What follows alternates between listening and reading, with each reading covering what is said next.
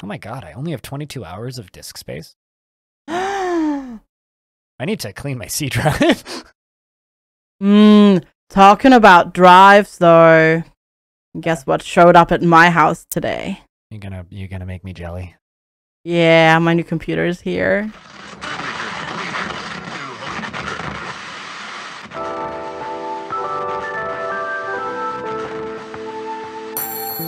Is it set up yet, or is it just sitting in the box? It was already pre-built. Okay. Right, because this is because my new sponsor that I haven't announced yet. So this is sort of a hashtag ad, but I'm not gonna name their name yet because I haven't announced it yet. That's true. But I did get the PC from them, so you know, there's that. And yeah, they built PCs, so it's all assembled. So it's out of the box, and I've done the satisfying thing of peeling off all of the, you know, the film and that sort of stuff, but I haven't set it up yet because, yeah, streaming and then dinner and now recording. So it's, yeah, I'll do it tomorrow because I also bought new monitors to go with it because, yeah, this graphics card is so much more powerful. So I can do like, I didn't go 4K. I got 1440p monitors. So I need to set those up. And to set those up, I bought a new monitor arm because I decided to put my fourth monitor on the monitor arm thing as well. So yeah, I spent a lot of money this week. Well, now that you've made me super jealous, I'm just going to start this podcast. This is episode 56 of the Halcyon Frequency Podcast, airing live February 12th, 2023. I'm blind, and I'm hosting, and I'm joined by FG Squared. Hello. What's yes. Good things. I'm tired, but new PC. That's always a good day when you have a new PC in the house. Let's see. The last time I had an entirely new PC in a house at one time that was not like some Frankenstein's monster of pre-purchased parts from other places or hand-me-downs or something I bought used was 2012. Yeah. This computer's a Frankenstein's monster. Mine too. The one that I have that I'm carrying right now, my gaming PC, that one is the machine that I assembled together in like 2014. But then with bits and pieces ripped out and replaced, and then more hard drives and more hard drives and more SSDs shoved into the case. Yeah. No, I mean, I've got 14 terabytes of space in this computer. Nice. Because whenever I buy a new computer, I just put all the old hard drives into the new one. Because, like, why would I do anything? So I have no free SATA ports on this computer. What's even funnier is like I was thinking about like burning some CDs or something stupid, and I was like, well, like I could plug, and then I looked at my motherboard, I was like, nope, can't plug a CD drive in, even though I have two of them. One of them's just in a drawer. Like I could theoretically just install a Blu-ray burner into this computer, but I don't have any free SATA ports. And I was like looking at all these hard drives, and they're just full of old data. Like I've got different installs of like Windows.old files on this computer, and I'm like, I should probably like format everything. But then I'm like, nah, why would I do that? That seems smart. So, you know, I need to do that. Probably wait until Windows 12 comes out, and then just maybe at that point just have 5 Windows.old files. Yeah, maybe. No, I actually need to like say bye-bye to one of my SSDs because it's actually like dead. Like sometimes it shows up, but then I can't write any data on it, and then other times it just doesn't show up at all. So it's fine. It's just, you know, like one of my various game installs go here SSDs, so it's fine. Like it doesn't. It's not like a big problem that it's dead. There wasn't anything important on it, right? Mm-hmm. It's just annoying because it makes Steam crash when it tries to write to a hard drive that you can't write to. Getting close to 10 years ago now, a friend of mine that I used to know worked at a computer shop, and he got me 2 Western Digital black drives, the 8 terabyte ones, very long time ago when these were like almost $1,000 hard drives for almost nothing. So I bought them for like, it was like $130 each, and they've just like lived in every computer I've ever had. And they're just like my local backups for everything. I don't spin them up for anything. I don't do any editing or anything on them. They just sit there, and they're always powered down to off. So whenever I do need to go into one of them, it's just like I can hear it spinning up in my computer. But those things are beasts. Like they're such nice hard drives.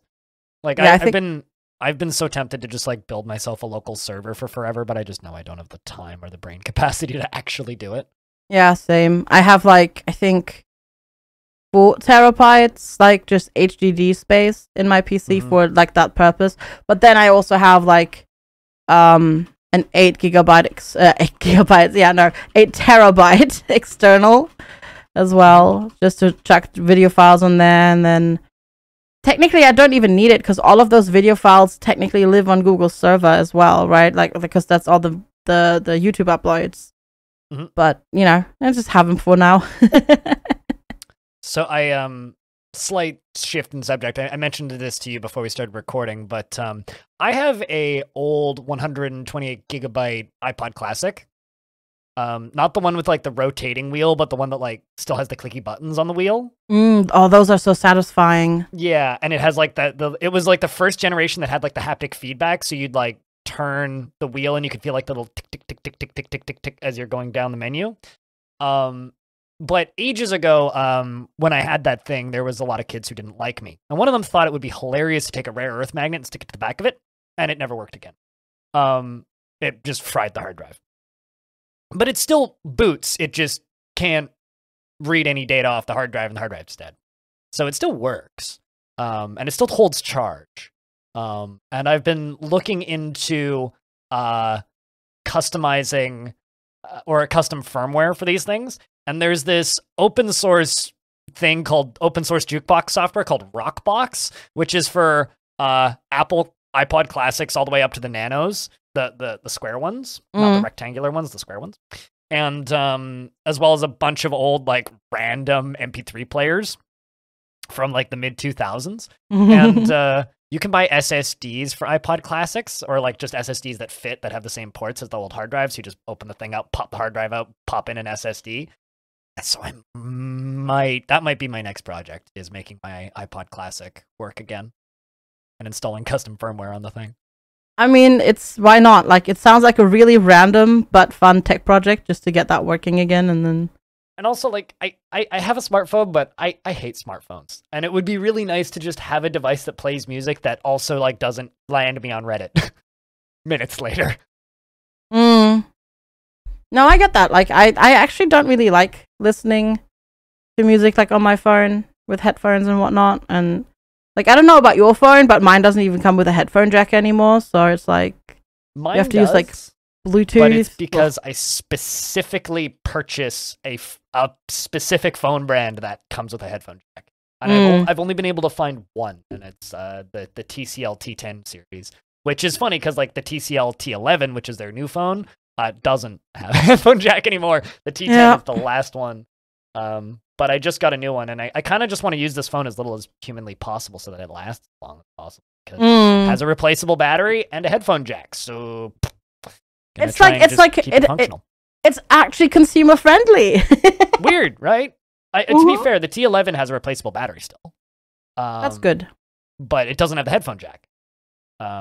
You know, it's funny, like the removal of the headphone jack, like the only logic that I can see behind it is you can make waterproof phones, and the headphone jack is not waterproof. And for some reason, people insist that they need to like wash their phones in the sink now. I don't know why. It's just. Yeah, that's odd. Very odd. I still have electronics cleaner. I mean, also, how dirty do your phones get that you need to like put them under running water? As somebody who used to work in a restaurant, my phones used to get gnarly working around oil all day. But now that ever since I left that job, yeah. Wait, were you allowed to have your phone on you while working? Oh, yeah. Oh. They're fun at work. Oh, but, yeah, you know, okay. I'd get covered in oil and such, and like I'd be checking things on my phone occasionally. I'd get emails from my boss, or I'd have to take photos of things and email them off. Like because of the job I did use it for work sometimes, but 99% of the time I just had headphones and was fucking around with it. Yeah, okay.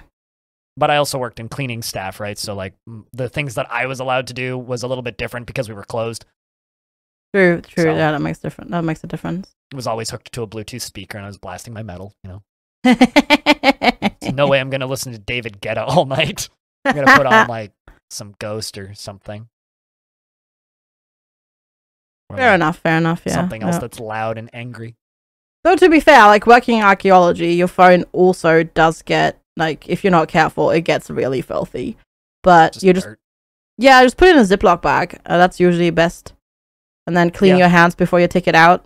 That usually works. And then you can, like, because you can get it out of a Ziploc bag relatively quickly if it, like, starts ringing, right? Yep. But, like, it doesn't get super duper dirty. But yeah, that definitely can happen. That's for sure. But yeah, I don't know how we got here from new computer, but we were just talking about storage, and I'm just like, well, that's a segue into me and my custom firmware for iPod. It tangentially has to do with gaming, right? So and storage. Yeah, it's fine. It's fine. Like, as we've proven last time we did this, just the two of us, like, we are great at tangents. So great at not being on topic for very long. Yeah, we just meander through the topics. It's fine. Just meander through the topic. Well, how about we meander into video games? Sounds good. All right, we're going to take a real quick break. When we come back, we're going to talk about the games FG's been playing this week, because I've just been playing the same old stuff.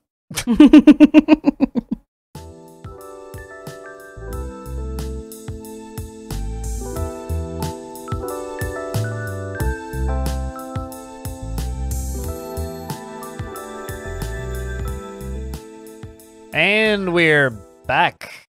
I just said the episode number. It's still episode 56. FG. It's another one of those Next Festy thingsies where all the demos come out. So, I don't know, pick one. What are we talking about today? Yeah. So Steam Next Fest, just like as an FYI, if you don't know what that is, it's like a thing that Steam came up with as a replacement for like all the conventions that used to happen. You know, this was obviously during pandemic, like during the height of the pandemic, because technically the pandemic isn't over yet, right? When like no conventions were happening and that sort of stuff. So it's a way for like small indie devs just to showcase their upcoming game, or like their game that's maybe even already out or just came out, to like to a wide audience. And hopefully find some new people that like wishes the game, or like buy the game later on, generate some coverage and that sort of stuff. And even though conventions are like back on now, they've kept up with it, and it's been really fun and good. This Next Fest for some reason felt a little bit cursed. I don't know if it's just I just got really unlucky with the games that I picked, but holy moly. So many were like really early and just so lacking in like any sort of accessibility settings.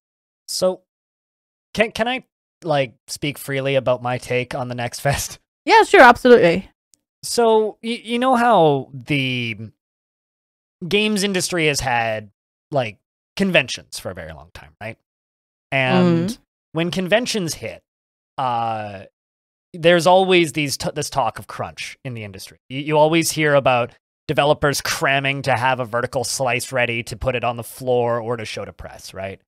Like, it's practically the tale as old as time in video games. Yeah, true. And now that we have Steam, and because Steam is so heavily powered by algorithms, and largely games that do well are surfaced because of high numbers of wish lists, it's up to developers to treat Steam like a social media platform. Like, you know, we know what it's like to try and SEO our content and like get people to watch our YouTube videos so that we show up higher in search rankings, and what we need to do to get YouTube to recommend our videos, and even Twitch to recommend our channels now on the front page, recommended stuff. Like, there's like even things like hype trains in our chat like will theoretically bring more viewers in because they put you in that special bar on the front page. So like all of these things like factor into whether or not you're going to be successful or not. And because Steam is so heavily powered by the algorithm that they're using to surface certain games, whether or not you surface in the popular new releases, whether or not you surface in the popular and upcoming, which basically is like make or break whether or not you're going to succeed and your game is going to sell, or you're just going to fly under the radar and no one's going to see it. as an indie developer, you can't just shadow drop a game like, as an example, what Tango Gameworks just did with Hi-Fi Rush, where they just released that game without really any announcement. Like, as an indie dev, you can't do that. You have to treat your game sales platforms like social media. You have to treat it like something that you're trying to SEO. This is factoring into that. So in order for your game to sell now, you have to have a presence in the next fest. You have to have a demo available. You have to prep a demo and have a demo ready to be played and showed to as many people to get those wish lists, to get those follows, to push your game up in the algorithm. So what's happening now with the frequency of these is developers are feeling the need to not only have a demo, but have a new demo and have a new demo that shows new stuff, make a prologue, push it out as much as possible, get it played so that you can get those coveted wish lists. And what I think is starting to happen, and I don't think this has really been talked about too much, but I have seen some developers complaining about it on like game dev Twitter and some subreddits, that if you don't have those demos, you're falling behind. And I think what's starting to happen is people are starting to feel pressured to take part in these, and people are forcing out stuff that maybe either isn't ready to be shown yet, or alternatively is undercooked or just rushed. 100%. No, absolutely. I agree. Like, though, I mean, I arguably, I'm not a game dev, so I haven't looked into it that much, but as far as I'm aware, correct me if I'm wrong, if you're participating and you, like, enter a demo to be, like, featured, I'm pretty sure you can't do it, like, consecutively back to back in the Steam Next Fest, so you can't do it in, like, the February one and then, like, the June Certainly. One and that but sort you know of what stuff. I'm seeing? I'm seeing all of these prologues pop up right now for games that aren't taking part. That too, yeah. Because people are looking, right? So there was a bunch of prologues that popped up on the first day, which were in the last Next Fest demo. It's like series of Next Fest demos. And they're like pushing, like separate game being released with a separate store page on Steam with their Next Fest demo from the past one, or a slightly updated Next Fest demo. And so regardless, like, you have to take part. Right? So if this is your opportunity, okay, you're going to, and like, you know, like obviously there's some examples like Dark and Darker, which is, from what I can tell, not a team with more money necessarily, but a team that's capable of pushing out a multiplayer demo. Obviously, you know, there's stuff like Void Train, which has money behind it, and things like Plan B, which have money behind it, and things like Darkest Dungeon, which obviously have money behind it. But like, if you scroll down a little further, there's a lot of like smaller games here that are like single to maybe two-person studios that are putting out demos for this, that who knows how much time they had to prep. Oh yeah, no, absolutely. Though the thing is just like, I know what you say is totally true. Like the whole, you know, where if you don't rank in the, you know, in the list, you're basically invisible, and you don't, like, you have to externally drive. It's like with streaming, you have to drive external traffic. Otherwise, there's no discovery and no growth. The problem is just these people that crank out these demos, and there's been a whole bunch of them, they just do themselves such a disservice. Totally. But here's the thing. You're better off taking part and doing yourself a disservice than not taking part at all. I don't know. Is it good when people, like, play your demo, had your game on their wish list already, and then go and actively unwishlist your game? Because I've done that this Next Fest. Because some of them were just so rough. We are not normal people. True, we but are not like your average user base. True, but some of my viewers have done the same. True. So you generate negative press, which isn't great. Assuming you generate press. I think that there's also a lot of games out there that like are getting no coverage. To be fair, though, I did force out an underbaked demo and continue to get no coverage. Yeah. I counted streaming coverage as press there, just FY, in case that wasn't clear. So yeah, there was some stuff that wasn't that good.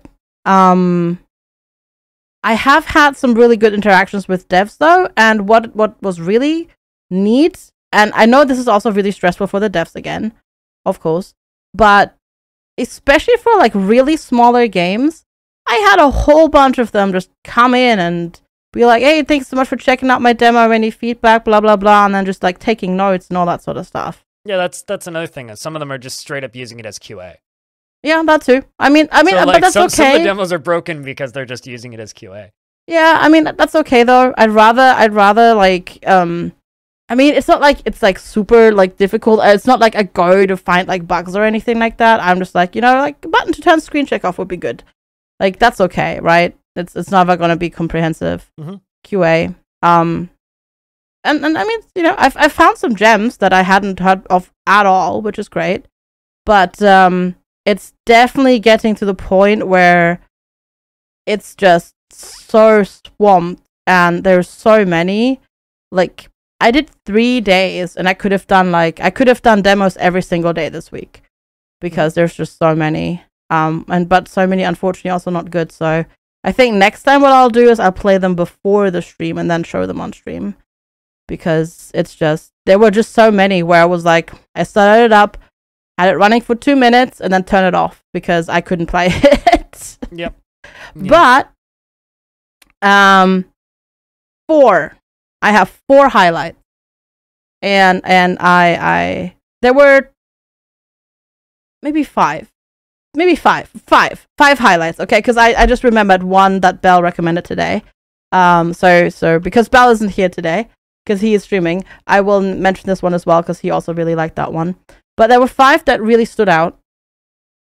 And I'm just going to go down the list the way I have it. The first is Galaxy Pass Station. So I've seen some buzz about this one on Twitter. Yeah. And Mastodon, actually. Yeah, so it's a really clever blend of genres. The demo definitely suffers from some very entertaining English because the devs are definitely not native speakers, but it's fine, it's playable, and it stands out because it's a game that combines space station management, so you have to keep the people on the space station happy. And why are the people on the space station? Because humanity finally can explore the universe because the aliens dropped the barrier that was keeping the humans like contained in the solar system, so they can finally go. But the Galactic Empire is like, we can't let you go without your correct papers. So you have to go and check the people's, their documents, their papers, like in Papers, Please, so they can then go and travel into the wider universe.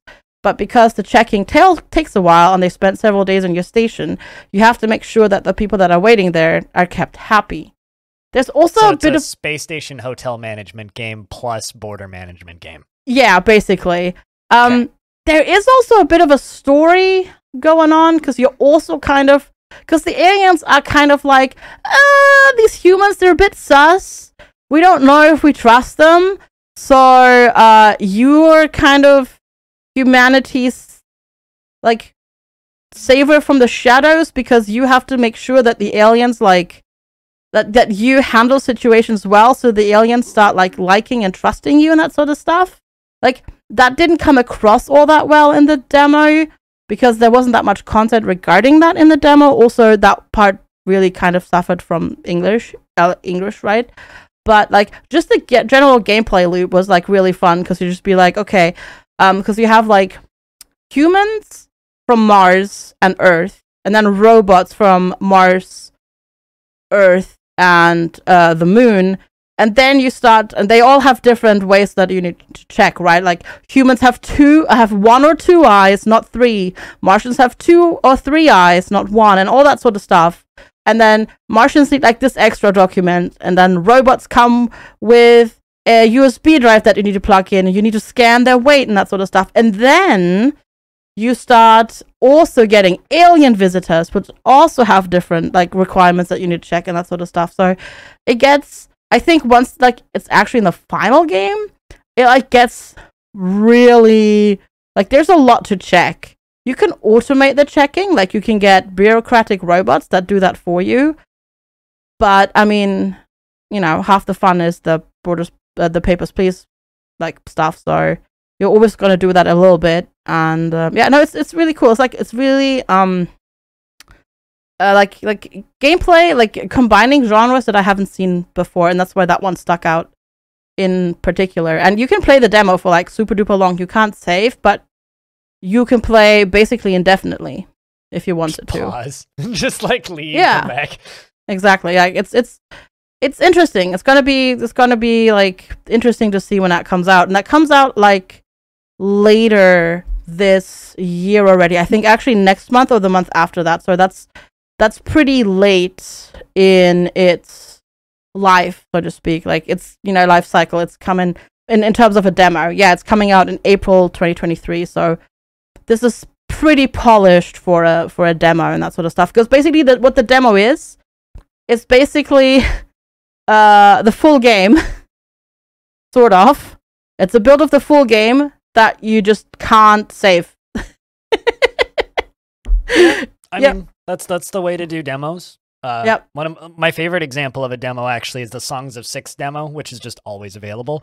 It's 4 versions behind the main game, but it's the full game.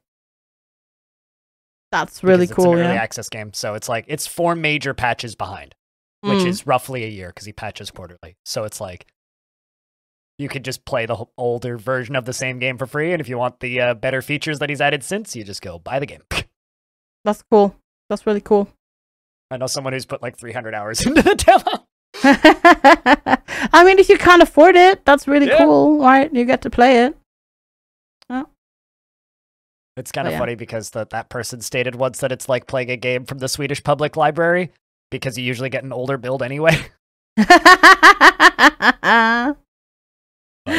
Nice.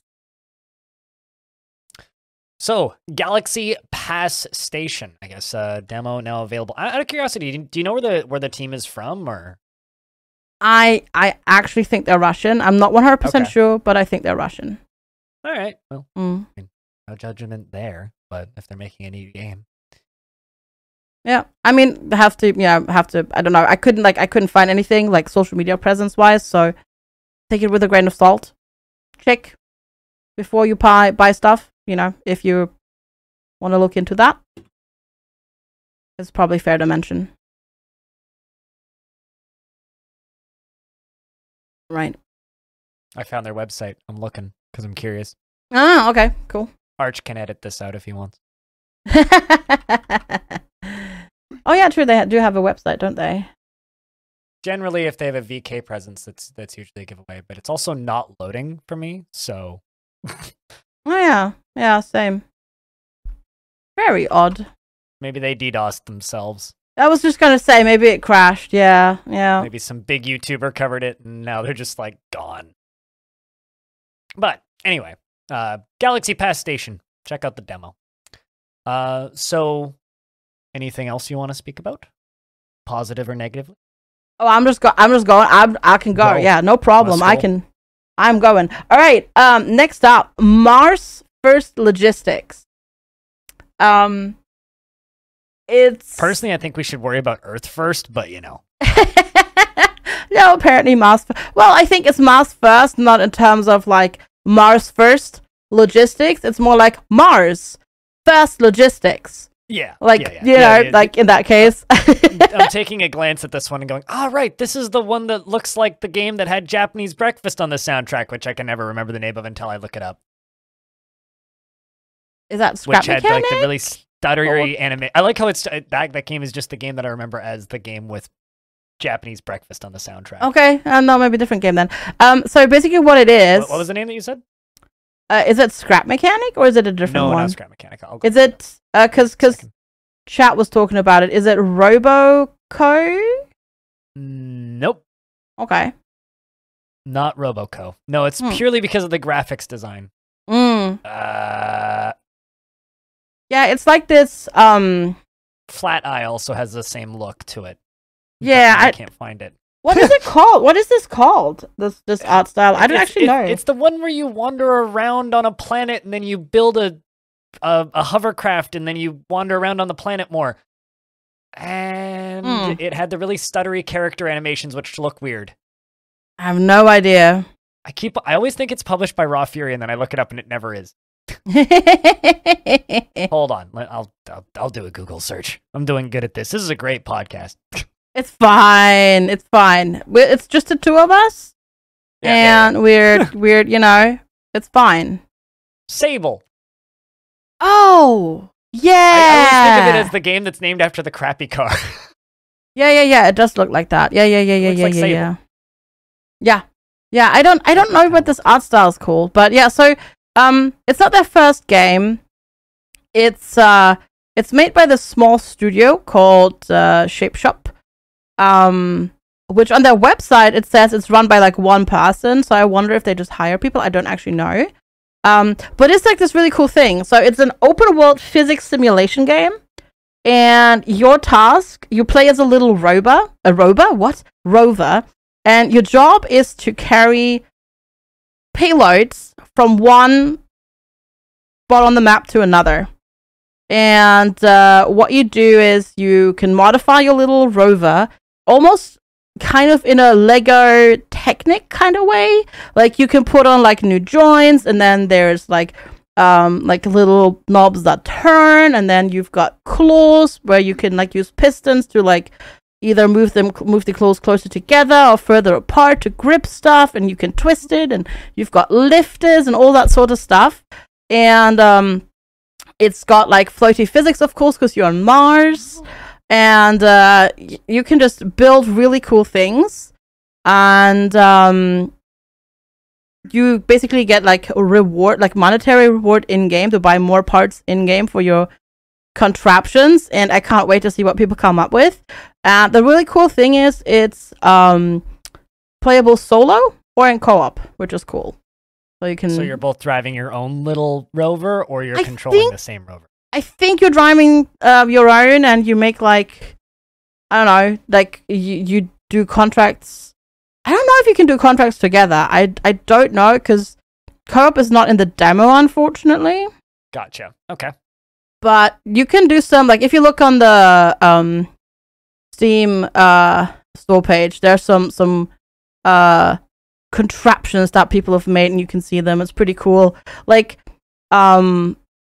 I had to like drag a telescope mirror up like this really steep cliff, and instead of like properly building something and lifting it, I just kind of dragged it through the dirt and all that sort of stuff. Like it was just really funny, and like the wonky physics, they were not like super wonky, but they were a little bit they were just floaty enough that it led to like really hilarious situations on stream sometimes. Right. And yeah, it was really good. Comes out sometime this year, and it's just really fun. It's just really fun. And it's like not I was just gonna say it's open world, but it's not like quite that sandboxy, because you have your tasks to do, right? So which is good, because I personally need that sort of guidance to be like, okay, no, next mission is this, do that. And it's not just like, oh yeah, you can build this vehicle now, you have access to these parts, have fun. Like I need a little bit of like a goal to aim, like something to aim for. And yeah. I really enjoyed the demo. Well, that's good. Yeah. I guess also part of the reason I don't end up covering many demos during the next fest, because like I'm just kind of going through the page right now, and it's just like, there's really nothing in here that interests me. Fair enough. What I did this time around, I picked the different subcategories that interest me, and just scrolled and looked at anything all the way down. And I found some good stuff that way. Mm-hmm. Yeah. Because it's full. There's a lot. There's a lot. Yep. So yeah. There is a ton of stuff. It's a ton of stuff that I look at and I go, man, okay, I'd like to play that when it's done. Yeah, definitely. I mean, it's just a tease, right? Yeah, and that's mostly all it is.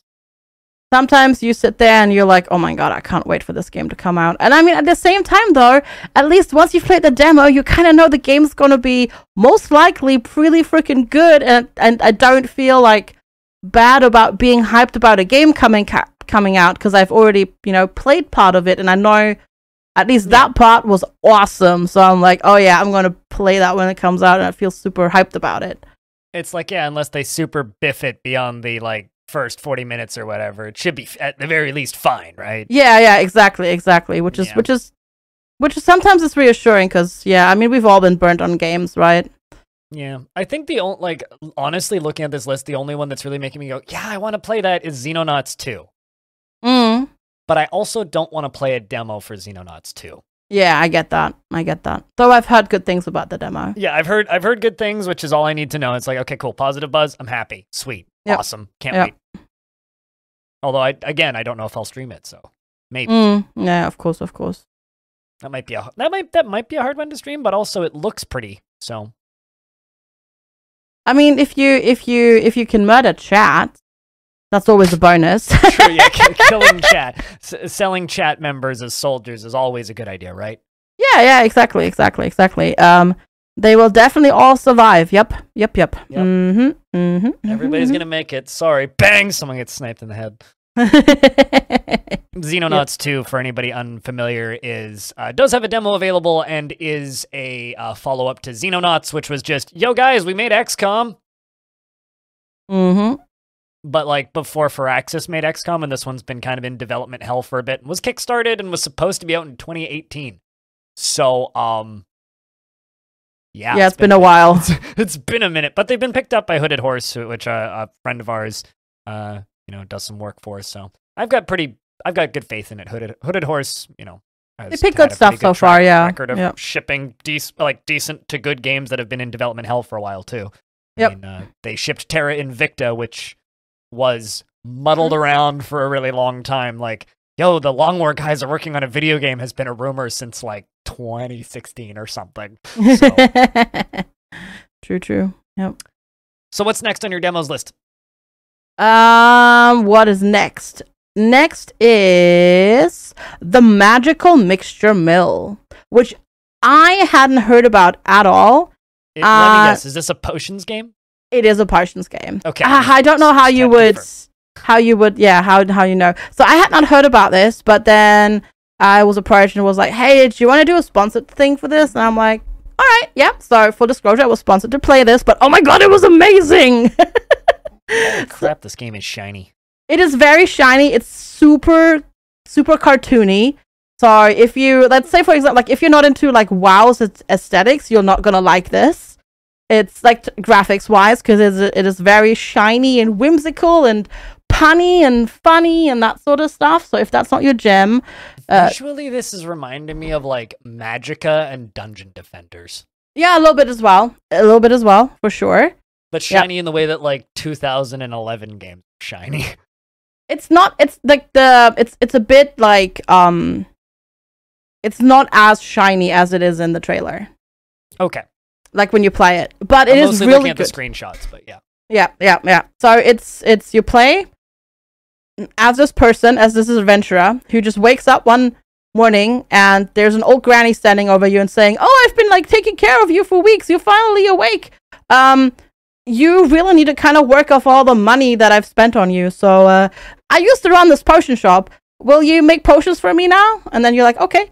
So you play as this person. Okay, so new strategy on how to get free labor. Beat somebody up in a dark alley, make sure that they forget what happened, nurse them back to health, and then claim it's been months. Exactly. Okay, just making sure of it. Yep. And so your job is you brew potions and you go out and harvest the resources. So you have a little sickle to harvest like mushrooms, and you've got an axe to chop down trees, and you can go mining and all that sort of stuff. So there's like exploration and that sort of stuff in there, crafting. And then the potion making is actually factory automation. Oh no. So yeah, so you have like inputs and like that's what that screenshot is. Yeah, that's what that is. Exactly. So yeah, you put like you put ingredients into like a mixture like I don't know, what is it, powder or whatever, and then they go into the potion distiller, and then you have to put in like bottles, and you can make bottles and all that sort of stuff. And it's also a really clever combination of genres. Okay. Because it's potion making, but it's like factory automation, and you go out to harvest the resources, and it's just it's like it's whimsical and wholesome and feel good, and it was just really fun to play. How dense is the factory building? Because like whenever I see a factory making game, it's like, okay, is this Factorio? Is this machine industry or whatever that or Mindustry, that the more tower defensey focused, where it's like lighter on it and you're more focused on making one specific thing? Is this more like Satisfactory, where it's a little bit slower going initially, but then gets bonkers towards the end? Like, is this gonna make your brain drip out of your ear, or is this more like casual factory automation? It's not Factorio level. Because I do like simple factory. Like, I've played some games that have some factory automation, and as long as it's like 2 to 4 steps tops for each recipe, and I'm not going to be combining like 80 things to make a thing, I'm generally okay with factory building games. But there's a point where it's just like, this is just work. It's not. That's when I don't like them. Yeah, it's not complex. It's not like at least from what I've seen, it's not Factorio complex. Okay. But I played a game ages ago called Big Pharma, which was like 4 steps for the most complicated recipes, and it was just like organizing, like you get a set of orders for a thing, and then you just like have to reorganize like things into a corner to just try and get more different machines in to build new things, instead of like, okay, I need to rebuild this entire production chain because this one item that I have from this other production chain just completely trivializes this production chain. I hate that. Like, it makes me mad. No, it doesn't go quite like that. It's more like you put in like one mushroom into the thing, and then you get a potion out of it. And then, of course, yes, that's how it works in real life. Yeah, of course, right? And then, or rather, you get a liquid out of it, and then you can either like bottle that liquid, or you can put that liquid and another liquid into a distiller to make a different potion. It does get a little bit more complicated because you can like make bricks later on, so to build out the cellar of the thingy, and stuff gets like more complicated because there's also, you can make ore, and then you can like grind down sand to make more other stuff, stone to make other stuff. So it does get a bit more, like it does get more complicated. Okay. But it's not like Factorio, where you have like complicated, where you have to like, you know, where you need like copy paste and all that sort of stuff, where it gets like super duper crazy. It's not like that. So skimming through the screenshots here, I'm seeing also like kind of a overworld thing. Like, what is there kind of like a recettear element to this, where you're going out and beating stuff up to get ingredients? I'm not sure if there's beating up in it, but you do go out smacking rock. Yeah, yes, there's you have to picking. Well, you have a sickle, you have an axe, you have a pickaxe to go to harvest resources. There are locations where you have to, like, there's lots of different locations. I think there's going to be like indoor mines and that sort of stuff, and yeah, so there's some harvesting, exploration, crafting, and then automation and management. Like, it's a really cool combination. I completely like miss this. And yeah, it's just, I'm so glad that with a name like Magical Mixtures Mill, not surprised you missed it. Yeah, I don't know. I'm just glad that they reached out and were like, hey, do you want to play this? Because I would have missed this otherwise, and it's just, it was really good. Like, I really enjoyed it. Gotcha. Neat. Yep. Well, that seems cool. Yep. What? Once again, that is the Magical Mixture Mill. Yeah, it's I'm gonna go look at that demo. Available until the 13th, so like the day after this podcast goes up. Yep. You have to until Monday, 10 a.m. Pacific, I think it is. Yes. Right. That's when it ends. Okay, I only have 2 more. We're almost through, I promise. I mean, we're doing okay on recording time too. This is that's true. That's true. Yeah, I guess with just 2 people, there's not too much. Oh yeah.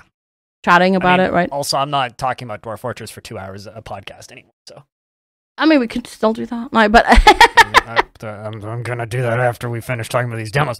So what's the next one? The next one is it's called Infection-Free Zone. Okay.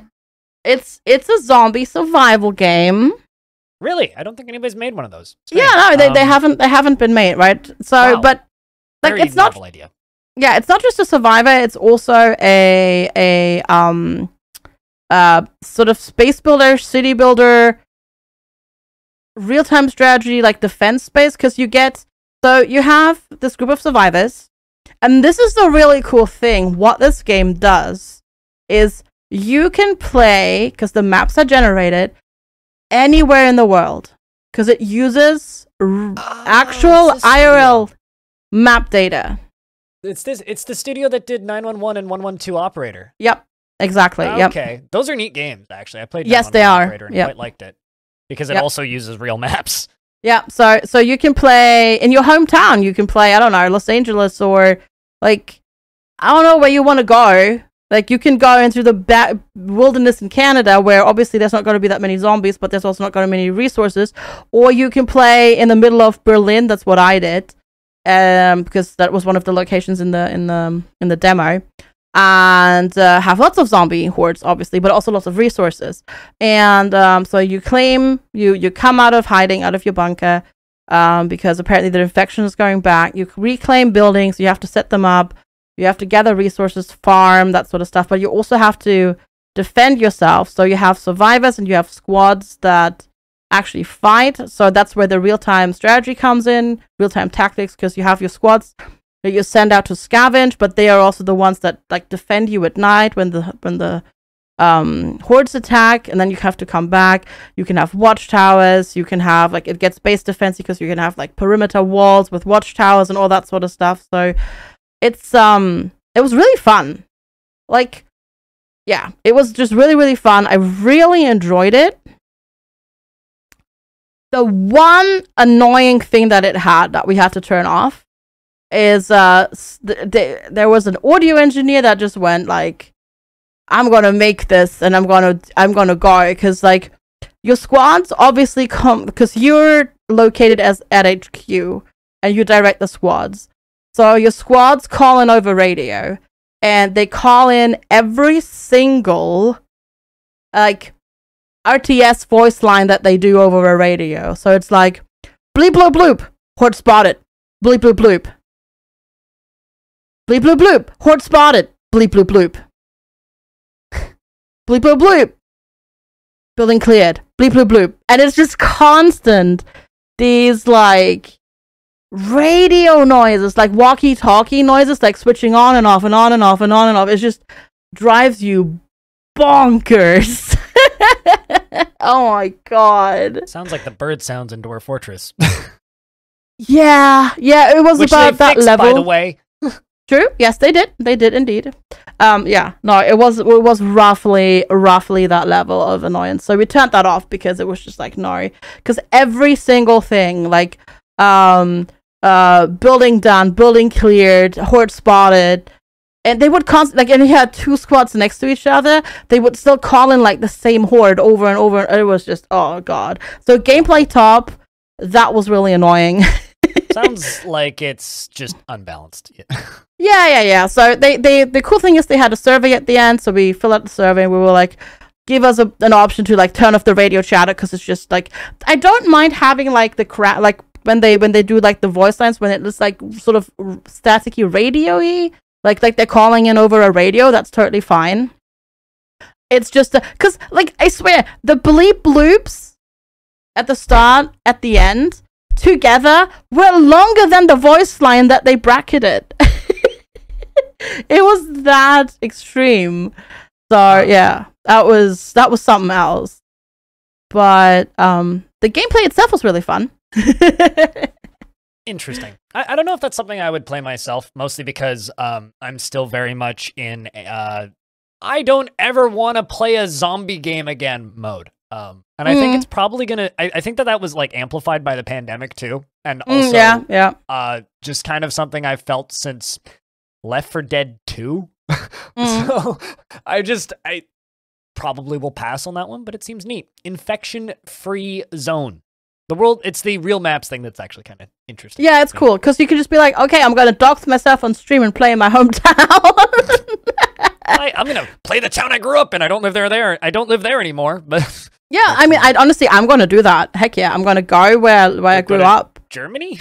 Yeah, exactly. Let's just check it out. I mean, so it just for people that are worried, like streaming this or something like that, it's not like it drops you in where you are located. You have the the globe, and you just pick where you want to go. Yeah, it's not like you can be general. I mean, like I tell people, like there's 3 million people, or almost 4 million people that live in the greater Vancouver area. And yeah.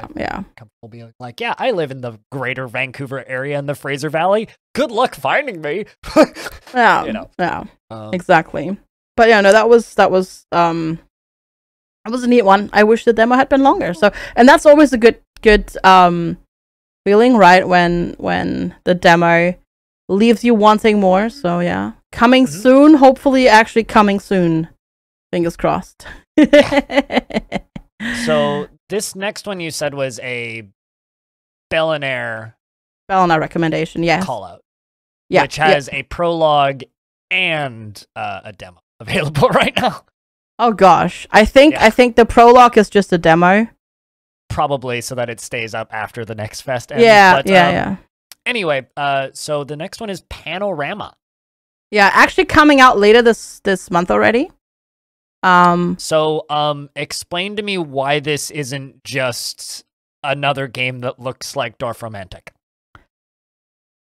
See, that's the thing. That's what it feels like. Like, that's what I thought as well when I saw it. Mm-hmm. Which I did. This is why I didn't originally put it on. But it has mechanics that differ enough from Dwarf Romantic to make it not feel derivative. And it's actually fun and chill. Well, I mean, you can be a hex-based town builder puzzle game and be different. It's just, I think, like, at a glance, it doesn't look any different. It looks like, okay, it's similar, slightly more polygonal and slightly less hand-drawn. It does have certain features that it shares. So you have different types of tiles. You have farms, mountains, forests, towns, that sort of stuff, water. And you do get quest tiles where it's like, this quest tile, I want this quest tile to be surrounded by, like, say, 3 forests. But you don't get the edge matching, really. Like, so you get tiles that are like, this is a forest tile, or this is a forest and farm tile. But the edges don't matter. Like, you don't have to match those edges, which is, like, super important in Dwarf Romantic, right?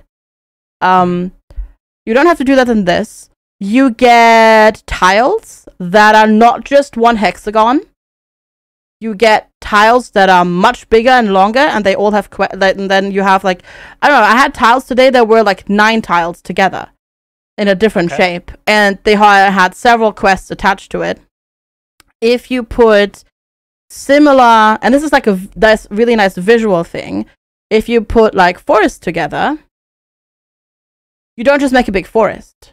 The tiles that are surrounded by forest level up, so the trees get bigger, and like visually the world changes, and stuff in the fields grow, and then like a tractor pops up and that sort of stuff. And then it's obviously it's also points based, right? And you have your tiles that you draw to place down, so it's about getting the high score.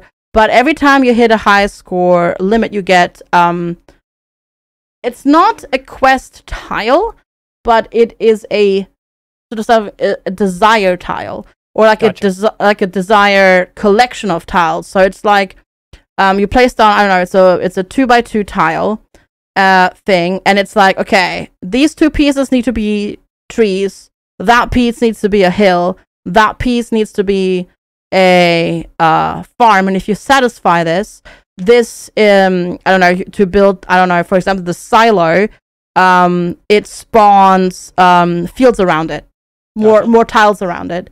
Or certain ones, you pick them and they're like, and you fulfill it. It says every time you build a certain amount of trees, it gives you new tiles to draw. Like, it gives you new tiles in hand. So it generates tiles and that sort of stuff. So it does stuff that is similar to Dwarf Romantic in certain stuff, but like the world, like how it builds and how you play it feels different and fresh, and different enough. Like, I really enjoyed it. Like, I actually really enjoyed it, and it's very chill. And if you like Dwarf Romantic, you'll like this one too. But you won't get bored of it because it does play different. Okay, I hope I wish them all the best being able to, like, promote, because I feel like kind of what happened with Dwarf Romantic is a lot of people bought that and played it. And now I'm seeing a lot of not maybe clones is the wrong word. I'm seeing a lot of games in a similar style, like very much more like the solitaire board game style come out, which is great. I like solitaire board games, but I think that they're having a hard time differentiating themselves from those other products that, while they might be mechanically very different, visual presentation wise and at a glance, which is all you really get on something like Steam, I'm seeing a lot of them having trouble differentiating. So for me, it's kind of that's really cool. I wish them all the best. No, I mean, like, if you look at the screenshots, you do see, like, I mean, it's a lot more, it's a lot more vertical. Like, you have bigger buildings because that happens due to the level up effect, right? Like, sure, if but visual difference doesn't sell me on a game, right? No, but I mean, I feel like you have to communicate mechanical difference in a game like this. Yeah, I feel like, I don't know, I haven't watched the trailer, so I don't know if the trailer like does that. No, it does. The trailer does show like all of those desire tiles and how they then spawn new tiles if you fulfill the desire and that sort of stuff. No, I feel like, because you get tiles that spawn new tiles that you don't place, right? So no, sure. It does definitely show that. I have no idea what the price will be, but I'm really intrigued because this is the same people who made, I don't know if you've played, I don't think you've played those, I don't even know if you've heard of them, but they've made No Place Like Home and Fresh Start Cleaning Simulator. I'm familiar with the two of them, yeah. Yeah, like, which I find very fascinating because this game looks completely different. And I don't know. Same color palette, chill solo game. I mean, chill though. Yeah, chill, absolutely. And I mean, to be fair, I did enjoy Fresh Start Cleaning Sim, and I did really enjoy the demo of this one as well. So I will pick this up. I'm not sure if I'll stream it because these are kind of like my games to veg out on. But like, yeah, I really enjoyed this. It's visually pleasing. The only thing that, and this is a bit nitpicky, but the one thing that I wish it did, that it would blend the transition between the hexagons a little bit more, between the tiles. Because you can obviously place like the different tiles next to each other, because you don't have to match the edges, because you just have to match the tile type. You get some contrasts in between, which later on it doesn't actually, like, you don't notice it that much. So it doesn't quite nail the aesthetic pleasement of Dwarf Romantic. Sometimes there's a bit of a hard edge, but I feel like if they can just make it like have a natural gradient somehow, because the tiles have gradients in them already, so yeah, I think that would just make it visually more pleasing. Gotcha. Cool. But yeah, no, I really enjoyed it, and yeah, I know Belle enjoyed it too. I'm pretty sure we both played. Like, I know I played it for over an hour. I think Belle played it for almost 2. I want to say. Like, yeah, it was good. I really enjoyed it. So I kind of wanted to say that I'm going to talk about Dwarf Fortress for a little bit. Yeah, I was going to ask. Like, tell me about these games that you've been playing. The Fortress. Yes, yeah. Tell me about Dwarf Fortress. It's Dwarf Fart Ass, actually. Oh, yeah, of course. Yeah. Naturally, no. So Dwarf Fortress released a patch, which is their second major patch since the premium release, which didn't drum up the community as much as I was kind of hoping it would. But they released arena mode, which is not really a mode. It's a testing sandbox for mods primarily. But essentially what it lets you do is it gives you 3 different arenas. One's just a forest, one's a tiny arena and a tiny map, and then one's kind of a big arena with like a maze area, a lava area, a giant swimming pool or drowning pool if you're a mean person, and like various other little arenas. And then you can just unpause and things fight. You can set their alliances, allegiances, and all that. And they run around and they beat each other to death. So if you ever wanted to know exactly how many dwarves it takes to kill a zombie giant sperm whale that's beached, turns out like 300 to 500. Fully clad in adamantine armor. So there's some really goofy stuff, and you can see just how weird some of the creatures get in Dwarf Fortress because, Dwarf Fortress has like 800 something creatures by default that you can just like scroll through and just add, and you can watch them all fight, which is fun, which is why I made 100 gnomes fight against 100 amphibian men, and the gnomes won because I gave them knives and forgot to give the amphibian men knives. So oops. But it's an interesting little toy to play with, if nothing else. And there's just a bunch of under the hood crash fixes basically with this patch, so the game crashes less, which is always good. But Dwarf Fortress development is slow. Custom engine development is slow, and this is a custom engine that's running in like 3 different programming languages that's been in development for a very long time. So it's slow going. So I think a lot of quality of life stuff that people have been begging for hasn't come in as quickly as they would want it to because, surprise, it's Dwarf Fortress. So I've seen some like kind of disappointment at the patch, but it is what it is. Personally, I think it's just really nice that arena mode is there because it just makes testing for modders a lot easier.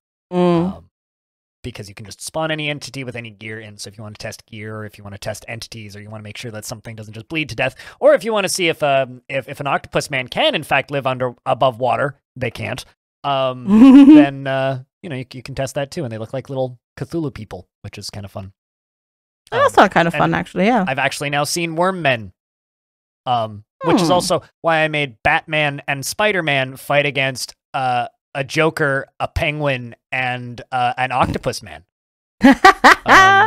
which was also kind of goofy. But it was a good time. Messing around with that for a little bit was fun. I don't know how much more I will mess around with arena mode because, as I said, it's not really a game mode. It's more of a toy. But as for Fortress mode, I halfway built a tavern in the underworld. So that's impressive. Dang. Yep. Yep. Nice. And then a bunch of demons got in my fort and we sealed it off and I ended the fort. So, it was getting laggy. I mean, there's definitely some new frame rate issues in this version of the game that I haven't run into in other versions of the game. Simply put, like my fort was running at like 15 FPS by that point. So I was like, all right, it's time. Like this fort's 25 years old. It's time to end it anyway. Yeah. So we'll be starting a new fort next week. Looking forward to that. But the other, nice. Unless there's any anecdotes you want to say about Dwarf Fort, I can just move on to Cud. No, I need to play again. It's been a hot minute. I got distracted by so many demo days, fests, weeks, and other games. No, I need to play again. Actually, there will always be more reasons to play more Dwarf Fort. I mean, I still definitely. I started looking into it, but I haven't really dug into it like deeply. As I said, like the last time I was on the pod, I really wanna play just Ottoman Fort. Just no dwarves, just ottermen. So, and then I don't know. Utterly ridiculous.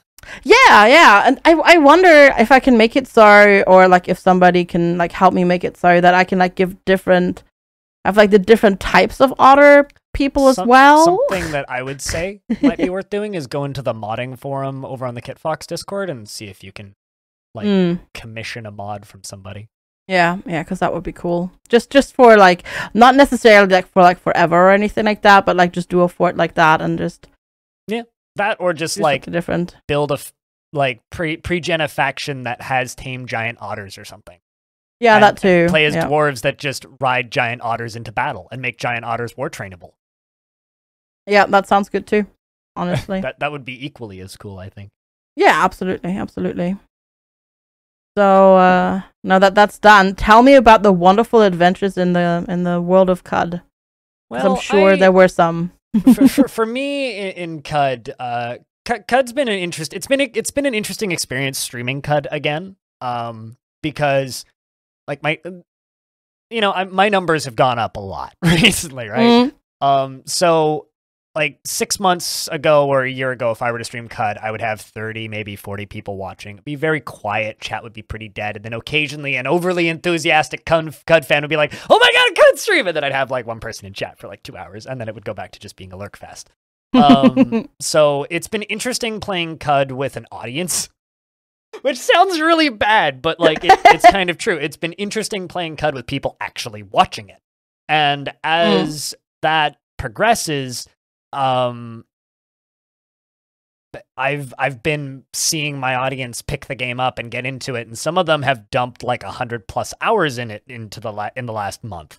And Caves of Cud is appealing in the same way Dwarf Fortress is appealing, but in a completely different gameplay type. And it's really funny because, like, you know how Diablo, right, was the reason Diablo exists is because Blizzard guys went, we need to make NetHack so we can sell it to people. Right? Which is like one of the grandpappies of this entire genre. It's like Rogue, NetHack, Angband, and like that's kind of like your trio there. And then Adom, basically. And then Moria. Yeah, it's like Rogue, Moria, Angband, and NetHack. And seeing those like just people falling back into it and being like, oh, this really kind of is like Diablo, right? Like, you know, you see the same dungeons every time you play through Diablo, right? But because the layouts are all different, the order in which you get stuff is different, it gives you a ton of replayability. And yeah, in CUD, when you die, you're dead, but it does give you that mode roleplay where when you die, you go back to the most recent town you visited, which I think alleviates a lot of that roguelike stress for a lot of people. Like, yeah, I'll go lose an 18-hour-long Caves of Cud save and like not even blink and be like, all right, let's do that again. But like, not everybody needs to have that same level of I don't care about my time, I guess, because the story is good enough. The writing has enough character. Like there's like minor like character spoilers for CUD, but there is a shopkeeper in one of the towns, right? And this is a written character. The first time I ever encountered this shopkeeper, he started throwing exploding seeds at me because I pissed off plants, because this shopkeeper is a potted plant. And you walk up to him and he screams, "Friend!" exclamation point. "Knives!" Question mark. "Guns?" question mark. "Cucumbers?" question mark, question mark, question mark. And then gets really offended at you if you start asking him why he's a plant. And like we'll just like straight like, and like if you ask him the wrong questions, he'll just like straight up like say like, "Nope, shop's closed, goodbye." The moment you start asking him about other plants, he's a like, and there's so many interesting weird like one-off characters in CUD that, like, I didn't even find that town for like 100 hours of gameplay. Like I'd almost beaten the game before I found that town. A couple of times. And there's just so much stuff like that tucked away in CUD that there's always something new to find. And there's always something like weird that's been crammed into the side. Maybe you just find a book, and this book that, and it's got a gold title, which means it was written by the developers and not a proc gen piece of madness.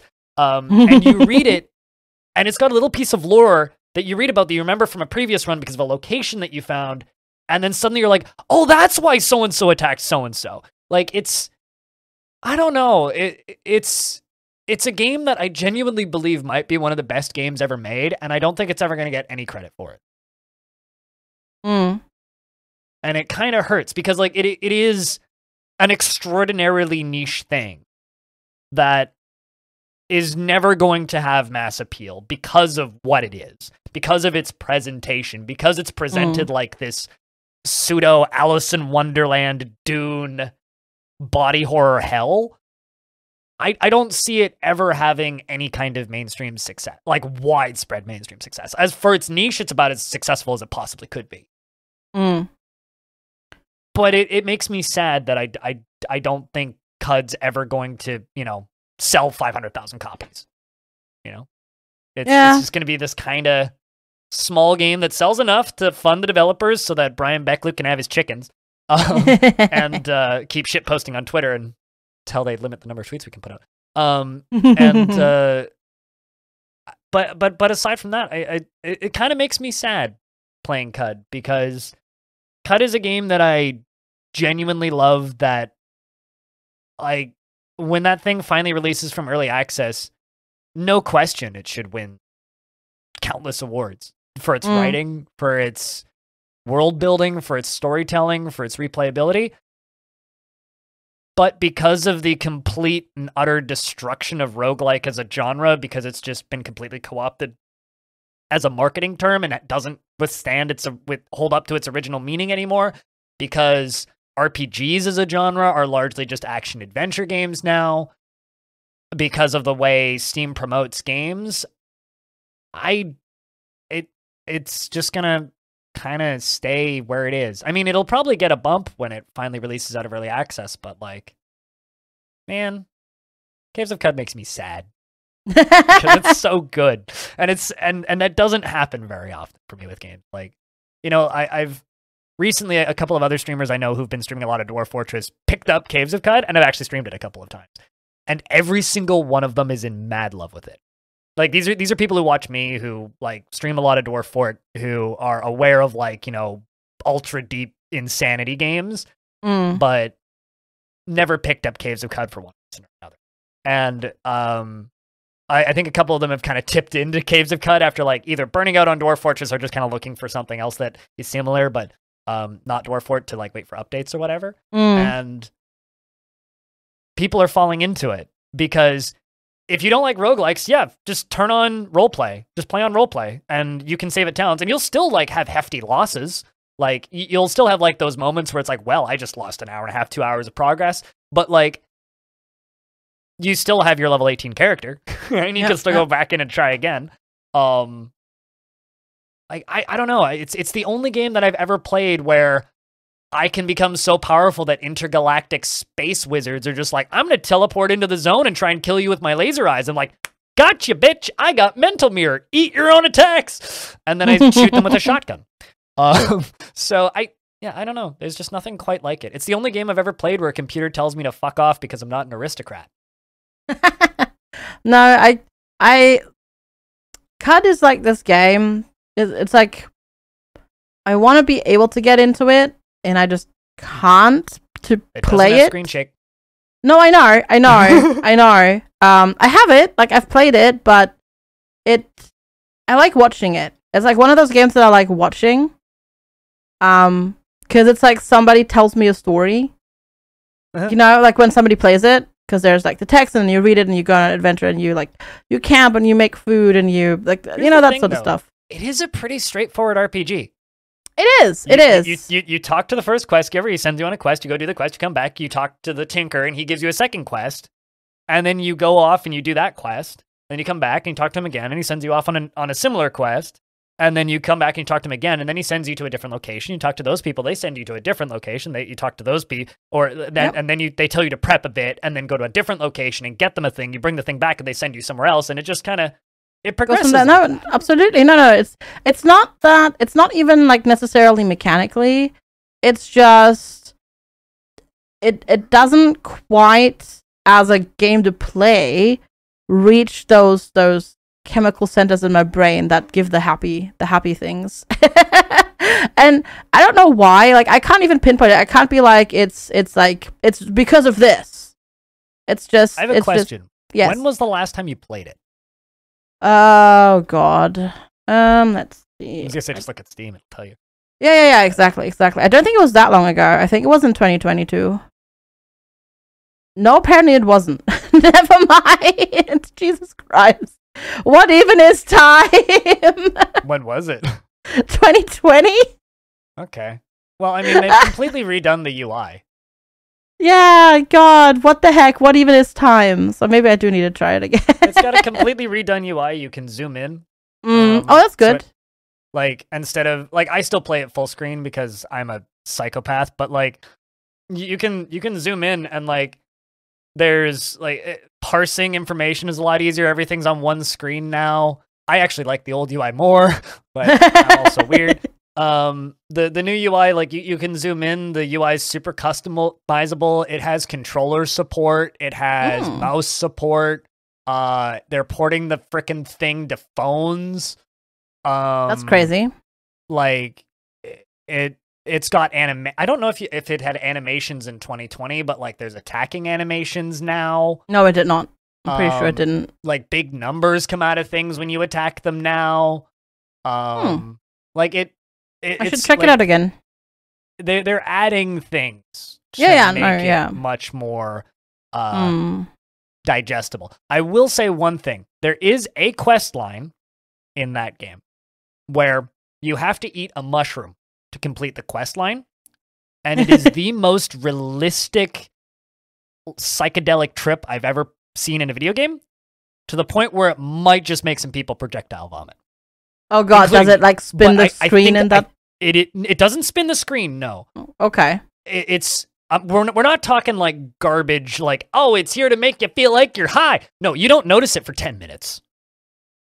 And then you realize that the things are shifting slightly.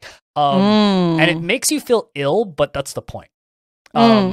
So, and it doesn't last that long. It lasts for like 15 minutes or something. And it only happens once.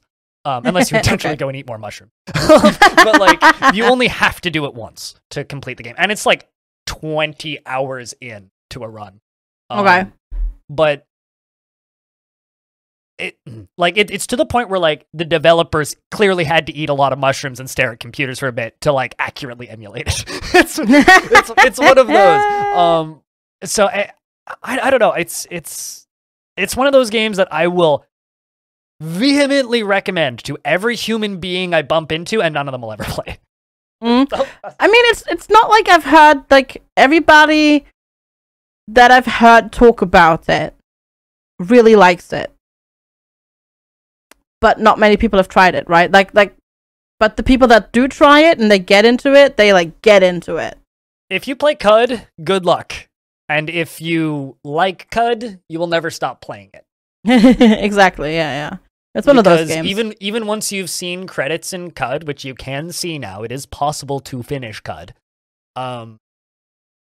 Once you've seen credits, you can play random characters, you can play dailies, you could just completely ignore the main quest and just do random dungeons. I mean, the map is like hundreds in some cases of levels deep, and you can just explore. And the history changes every time, so that you can always fill out your little diary in your notebook. The books are generated each time, so you can go find those as well. You can just hang out with a bunch of quill-covered queer bears in a dungeon somewhere and like buy computer chips from them. You can like clone yourself and then mind control your clone and then kill yourself with your clone and then just be your clone. Like, say you get a bodily injury, right? And like, say you lose an arm or something, and you're like, well, I can't find an Uber nostrum to regrow that, so why don't I just clone myself and kill myself with my clone and be my clone? But I mean, yeah, why not? So powerful that you just cease to exist. Yep. It's a cool game. Play Caves of Cud. Caves of Cud is the only video game that if they wrote a book based on the world of Caves of Cud, I would buy it. I won't do that for any other video game, and I don't read fiction. I don't like fiction. But Caves of Cud is the only game that I would do that for. So, well, that's my gushing about Caves of Cud hour. It wasn't quite an hour. It's fine. I think I'd actually talked more, so you still have allotted minutes that you were allowed to talk about it. Well, I mean, if CUD is too much for you, just wait until it's on sale and then go buy Sproggy Wood whenever they put it 90% off again. Because Sproggy Wood is a prequel to CUD. Spoilers. And it's super colorful, bright, and happy looking, and the dungeons take like 10 minutes to clear. It's like basically a phone game, but it's perfectly playable on PC. It has no microtransactions in it or anything. A little bit of meta progression here and there, so it's pretty approachable, but it's, you know, you're a cute little farmer, and you go into a little town and you stab slimes. That sounds great, actually. It's got a little story that comes along with it. I played through most of it while in hospital on my phone. Gotcha. Yeah. So it's a neat little game, and then it's super cutesy because like it's like super pretty and everything's all colorful, and then suddenly the dialogue turns into Caves of Cud dialogue, and you're like, what in the world? Because Caves of Cud is a very, very like grimdark, hard to read, weird lore, broken stuff, and then Sproggy Wood is just like basically Adventure Time. It's a neat. It's a trip, apparently. It's fun. Nice. Cool games. Yeah. Should we go into news? Sounds good. All right, we'll be right back after this.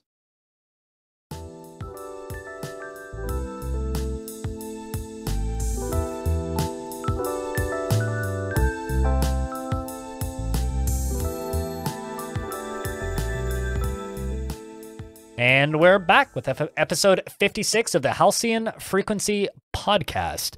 So first off, on news, there's this article here on The Gamer, which kind of got shuffled around through the kind of the tech news sector, and I heard about it on the tech podcast that I listened to initially, and also popped up in a few other places, and I saw it on Reddit as well. I'm just gonna read this headline, and then I want to know your thoughts, FG. Because the headline kind of says it all. So this is on The Gamer, and of course we'll link to all these articles in the description of this podcast. Go check them out and support the websites. But AMD CEO admits to undershipping graphics cards and CPUs to keep prices high, which is one hell of a quote. The exact quote said, "We have been undershipping the sell-through or consumption for the last 2 quarters, and we undershipped in Q3, and we undershipped in Q4. We will undership to a lesser extent in Q1." So like, come on, like, you're making like freaking millions of dollars. Is this really necessary? Do you have to be this freaking greedy? Like, come on. it's just Really, it's so sad. It just makes me sad. Yep. Yep. And angry. Sad and angry, both. It's like, come on. Like, how much more money do you need? All of it. Yeah. That's basically, that's the reasoning behind it, isn't it? All of the money. All of it. Yeah. Some of the money isn't enough. All of the money is needed. Yeah. So, yeah, I don't know. That headline just kind of made me angry. If you want to go read the full article, you can. But if you're wondering why graphics cards are still stupidly expensive, it's not because of part shortages anymore. It's literally they just want them to be expensive. They're not sugarcoating it. They're not pretending. At least they're honest. But, geez. Yeah, come on, though. Like, with the economy the way it is, and, like, people are, we're still reeling from all of the, like, this is just so not freaking, why do we have to be so shitty to each other? Like, come on. I think at this point, they're spoiled with high profits from the crypto market, and that's crashed, so. Yeah, true. They got to keep those profits higher. The shareholders get mad, right? Unsustainable growth, something. It always lands on the consumer. Yeah. But, fortunately, at least we're in an era of very much diminishing returns with graphics cards, and unless you're playing every single one of the most recent cutting-edge games, I mean, like Dead Space released recently, and I've seen benchmarks, and it runs just fine on 20 series cards. It runs just fine on 900 series cards. I mean, yeah, you'll have to turn down the graphics settings a little bit, but they still work, right? Ray trace it, but like it runs fine, right? Yeah. Of course, like there's examples of like games coming out recently that run like absolute butts on sandpaper, but like in general, from like what I've seen, most AAA games that release run just fine on most things. So there is that. FG, do you want to take this next one? Yeah, so this is actually something that I'm really excited about. So there was a Nintendo Direct just recently, and they've announced a whole bunch of things and some cool remasters. And one of those remasters that they've announced is Etrian Odyssey is getting released. Well, not just one, but actually 1, 2, and 3. They're all getting a remaster, and it's coming out. And the remasters are coming to Nintendo Switch and Steam, and they're freaking expensive. Holy crap! I too am excited about this. And while we were talking earlier in this, or rather, while you were talking about demos, I actually looked up how much I spent on Etrian Odyssey 2 on 3DS back in the day for a physical copy. And it was $30 Canadian for Etrian Odyssey 2. Yeah, which I bought new. Yeah, I want to say on Amazon, actually, which is why I was able to look it up. Yeah, I'm pretty sure I bought my copy of 2 or 3 for like 24 euros as well. And now they're selling them on Steam. Like they're not out yet. You can pre-purchase them. Yeah, you can pre-order them if you want to, and they're selling them for freaking £35.99. In Canadian dollars over here, they're $52.99 each, or $106.50 for the bundle, which is 33% discounted. Yeah, same here. It's £72. I assume the price is probably like what, $49.99 American per. I would assume that. Yeah, that seems. That about sounds right. about right, right? I'll check it on Steam DB while you're talking. Oh yeah, or maybe $45.99 or something like that. So yeah, there is a bundle that is 33% off. 72. Like, I mean, 72 is a lot. And the games, I mean, they are remasters. $39.99 USD. So wow. Yeah. Okay. Yeah. Fair enough. So what they've done is, if you look at the screenshots on Steam, they've upscaled the environments like holy moly, like so much, like. But you can tell these are DS games, right? You can tell that they've upscaled the graphics. It does look like the drawn stuff looks a lot better than the 3D environments from like the backgrounds and whatnot. Like the characters look much better, and it looks like they look clear. The inventory management and map management, like they look good, but like it's a 3DS game, guys. Is it 3DS or DS? DS and then 3DS, 2 and 3. Yeah. So, true. like, yeah, I get it. You know, you are up-resing a lot of assets, but I'd be willing to bet there's an up-resed assets pack that'll run in an emulator just fine on PC. Yeah. That probably won't look much better than this, and yeah, you'll have to do the weird like dual screen stuff, and you won't get like the map up in the top corner in a nice little mini map format. Sure. But if I were to go play those games right now, I'd probably do it that way because I own 2 of them already. I own 2 and 3. Same. Yep, same. And I still have my 3DS. If I really want to, I can go play these games. And for me, unless they get heavily discounted at some point, which they probably won't because this is Atlas. Yeah, I don't see myself buying these. Like I don't think so either. As much as I love them, because yeah, I've played them. I mean, to be fair, like the price is stupid because it's like these are all remastered games. But they're like really long games, but it's still not warranted because it's old and so many people already have them on like different platforms. If these were $30 a pop and a full price game in a bundle, like if this was like an $80 bundle Canadian, I would buy them. Yes, same. But at this price point, I look at it and I go, without that bundle discount, that's $157. Yeah, it's bonkers. That's a video game isn't worth that much for me. And realistically, will I go and finish all 3 of these? No. Would I finish one of them? Maybe. Am I going to spend $52.99 on one of these games? No. I'm sorry. If I wanted to go play like a J Dungeon crawler, there are other J Dungeon crawlers on Steam right now. There's Mystery Dungeon games on Steam right now that are all around the $18 to $25 price point that absolutely I would play. Or whatever that, I think it's under something. Let me actually look up the name of this game now, but oh, I know which one you mean. I know what you mean. I think. But yeah, no, there's other dungeon crawlers and mystery dungeon games on Steam that I would buy first if I really like, and you know, there is a part of me that is tempted to dive into one of these and get back into this type of game just because, you know, I do like Japanese dungeon crawlers. But... Yeah, me too. I like them a lot. Like Etrian Odyssey was awesome because if you've never heard of them, so it's a dungeon crawler, but the cool thing is you don't have a map. you have to make the map. You have to draw the map yourself. Yeah.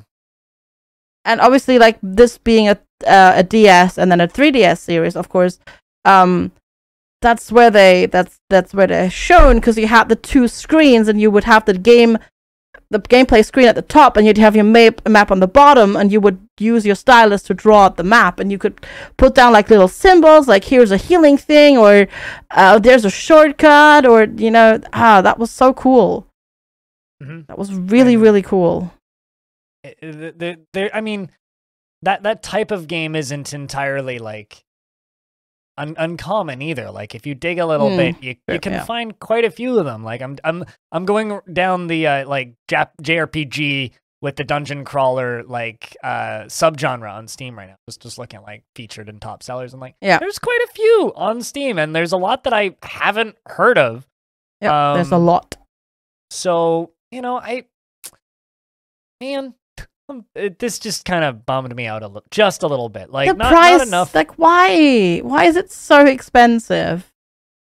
Why? Yeah, I don't. It's funny because like, I'm generally the guy who's like, oh, don't complain about game prices. They sell it for what they think it's worth, but they're selling it for what they think it's worth, and then there's just. You wonder why piracy is on the rise. I wonder. I'm actually thinking. I don't know. Is this getting a physical Switch release? Because I wonder if. Geez, I don't know. I mean, it's Atlas, so maybe. That might be a way to like get this for reduced. Potentially, but even then, at this point, good luck. Wow, the Etrian and Odyssey collection is actually slightly cheaper on the Switch here in the UK. That's I mean, you guys are 9% above the US dollar according to SteamDB. Yeah, true. Which is kind of insane. Yeah. Don't compare prices directly, or you'll cry. Because you spend so much more for the same software. Yep, that's the thing. For whatever it's worth, you're spending almost as much as folks in Brazil, and from what I can tell, based on some idiot math, it's about 3 weeks' work at minimum wage to buy that game. Yeah, it's crazy. Yeah, some of the regional pricing on Steam is bonkers nowadays. Yeah, it's a little messy, but like they overcompensated in absolutely the wrong direction. Yeah, definitely. So, want to talk more about expensive games? Sure. Legend of Zelda is $70. So, yep. So for reference, that means it's like $89.99 in Canada, probably like $100 in Australia, and gosh knows what in pounds, and gosh knows what in euros. I get it. Assets are expensive, right? Selling games making games is expensive. So to a degree, I understand why, like, let's just say PS5 games have gone up in price. And I understand why some like new console Microsoft games are going up in price, because those are, running at 4K. They've got ray tracing. They got massive teams on those games. The fluctuation of value of money right now is weird, and I don't know if it's false or not, but it's happening regardless of if it's manufactured. And this is just weird to me, because it's not like they put out a new Switch. And reporting on memes is dumb, and we probably shouldn't do it, but I'm going to do it anyway. The meme flying around right now is release Zelda. It's like a picture of Mario, and it goes release Zelda, and then sequel 2 years later, and it's a sad-looking Mario. And then it's wait 10 years so the price goes up for video games so you can make higher profits, and it's a happy Mario. And that's how I feel right now. Yeah. Like, they're reusing assets. Like, guys, what? Yeah, I don't understand. Like, I don't think $70 is warranted for Switch games, even first-party titles. It's just as you said, release a new console and you can do that. Yeah, there's just no comparison, because, like, yeah, I also have a Switch. It's the only console that I have, and there's first-party titles are the reason, but come on, like, the Switch can't compete in, like, graphics it's its own market. And visuals with everything else, but they know they can do it, because I think it'll sell just fine. Yeah, exactly, because it's the only way those people will get it. So like there's no competition there, right? So they can basically kind of almost price it however they want to, but like it's really not like warranted in terms of like what you I mean, yes, you get a new game, and like this is not saying something about like necessarily the quality of the gameplay. It's more about the graphics quality, I think, right? Like it's just not comparable, because like most Switch games, I mean, first party titles tend to be a bit better about like running and like 60 FPS, but like they're struggling to hit like 60 FPS 1080p. It's like, do I really pay $70 for a game that might just run like terribly? No. Yeah. Hopefully, though, Advanced Wars 1 and 2 Reboot Camp won't run terribly. I mean, if they manage to mess that up, that would be yeah. Yeah, so, but that's yeah. Advanced Wars 1 and 2 are being remade or have been remade. The game was delayed by almost a year now. Almost over a year. Over a year, yeah, I think so. Due to the game's kind of flagrant comedic references about Russia and the Russia and their illegal war in Ukraine was the reasoning for delaying it. I was actually replaying part of Advanced Wars 2 because it hasn't left my Game Boy Advance SP in about a decade. And again, I will play through the first handful of missions and go, this game's still good. It is good. Both of them are really, really good. Yeah, they're very good little games. But for me, the thing that really made Advanced Wars, and this is why I actually kind of squint at Advanced Wars 1 and 2, and this is also the reason I don't replay the entire campaign very often. Advanced Wars 2, the campaign is fine, and then it just gets blisteringly hard in almost a not fun way for me. And I finished it, but the reason Advanced Wars shined for me was it was the game that I would sit at the beach with 5 friends, and we'd pass it around. Because it was a turn-based game that we could play in PvP against each other with just one Game Boy. That's why Advanced Wars was cool for me back in the day. I love the music. I love the art. I love everything about Advanced Wars. But I do actually kind of wonder how well this is going to do. Me too. Because how much of that culture still exists? Oh, yeah, I don't know. But I know at the same time, though, like the Advanced Wars series is a lot of people really like them, like really like those games. Certainly. But I think as somebody who's continued to play that game on and off, maybe every other year, the campaign never quite did it for me. And I don't know how much of a reboot this is. I don't know how much of a remake this is. I don't know how much of a rebalance this is. But as a single-player game, Advanced Wars always left me wanting, and this is why Fire Emblem took off. Because Fire Emblem didn't have that problem. Because, those were both Intelligent Systems games originally, right? Same studio made Advanced Wars and Fire Emblem. So they over-dedicated now to Fire Emblem because that was the one that sold to a single-player audience and sold on console and did well. Whereas Advanced Wars, at least in my circles, was the cool game that, we could play while on a road trip with one Game Boy. Yep, absolutely. So, I don't know. I'm curious to see how this does. I'm curious to see what they actually end up doing to the campaign. I won't play it because I don't have a Switch. But, hey, Nintendo, if you want to put a game on PC, that's the one to do it. Anyway. Oh, my God. Can you imagine? That would be so amazing. It would come out at $80 and nobody would buy it. Probably, yeah. But I mean, best $5 I ever spent on a used game ever. It still has the $4.99 price tag sticker on it. Nice. When I bought it used, but yeah, no, it's a great game. I really like them too. But yeah, no, I just really hope that it does well and we get like maybe more. That'd be cool. It would be cool to see another Advanced Wars. So I did read the article as well, and it did say completely remade and rebuilt. So maybe there's been some balancing done. Sure, totally. But that's why this is why I'm curious to see what this remake is. Yeah. only if it plays as well as a single player game as something like Fire Emblem does will it be good, because it was always a co-op game for me. And like still to this day, if I'm going to play Advanced Wars, it's just going to be a random battle against the AI on one of the pre-designed maps, or I'm going to make my own map. I don't play the campaign just doesn't do it. Yeah, fingers crossed. Comes April 21st, right? I think it is. So a couple more months and then we get it. I'm just curious to read reviews of that one. Yeah, me too. Definitely. Speaking of curiosity, though, a UK regulator suggests removing Call of Duty from Microsoft's acquisition of Activision-Blizzard. These last few articles we've done have been on Video Games Chronicle, by the way, and we read one on Persona Central about Etrian Odyssey.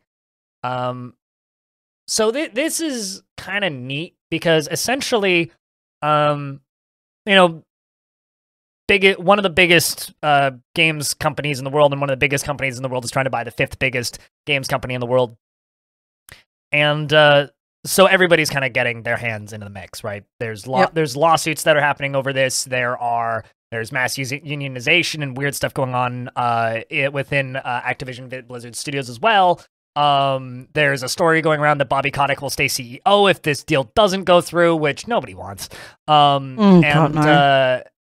Now UK comes out, or the UK regulator, which is CMA, has proposed that, well, what if you just remove Call of Duty from the list? Yeah, so of course the thing is like why this is like so heavily like scrutinized and that sort of stuff. It's obviously like, as you said, like Microsoft is so huge and they have bought so many studios recently, so it's like God, I'm blanking on the word right now, but it's like they're kind of forming like almost like a monopoly, right? Like, well, here's the thing though, but like you have to look at Call of Duty, and yeah, the last game that Call of Duty put out is doing very well, right? But Call of Duty has very much been kind of like on a roller coaster ride over the past while, and weirdly enough, when this story keeps coming up, all I can tell is that it really just feels like this is Sony going, we're going to put our feet in the ground and make this as hard as possible for Microsoft. Like, this really is just starting to feel like Sony versus Microsoft at this point. Maybe, yeah, I don't know. Largely, Call of Duty is a very, very, very, very, very, very, very expensive marquee piece. And it does well sometimes, and then sometimes they put out Call of Duty Vanguard or Call of Duty Ghosts. And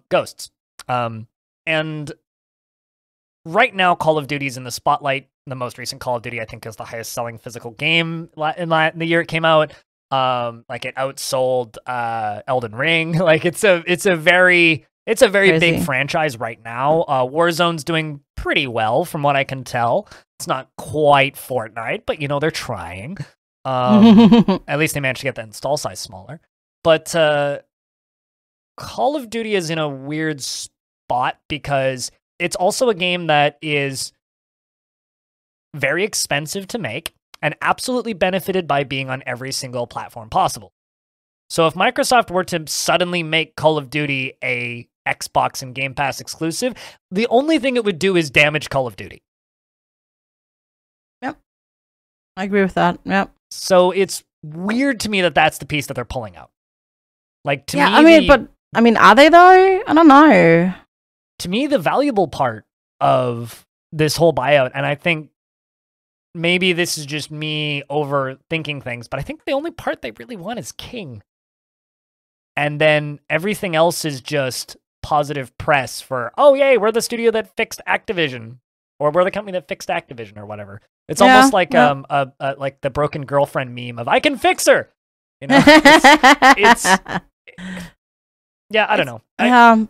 There's like this entire acquisition is just, because it's being so scrutinized, it's just turning like more odd by like every month that it's like not progressing. Is very interesting. I mean, it's progressing. I mean, they have until August, right? True, yeah. So, I mean, maybe they just decouple Blizzard and Activision again, like complete. But I don't know. Wouldn't that be weird if Blizzard went like?